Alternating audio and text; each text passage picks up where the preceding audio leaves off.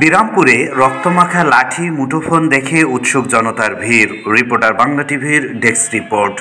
দিনাজপুরের বিরামপুর উপজেলার ভারতীয় সীমান্তবর্তী কাটলা ইউনিয়নের পলিখিয়ার মাহমুদপুর গ্রামের ভুট্টা খেতে কয়েকটি ভাঙ্গা গাছের পাশে পড়ে আছে একটি রক্তমাখা লাঠি আর মুঠোফোন।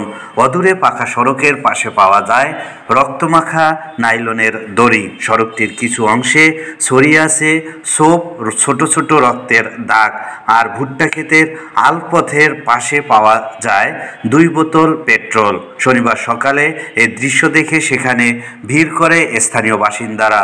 তাদের ধারণা, ঘটনাস্থলে কাউকে পরিকল্পিতভাবে হত্যার পর লাশ গুম করা হয়েছে।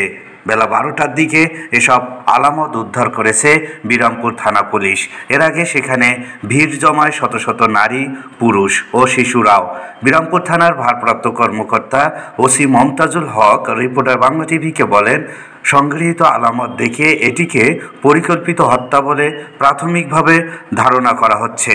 ঘটনাটির তদন্ত চলছে।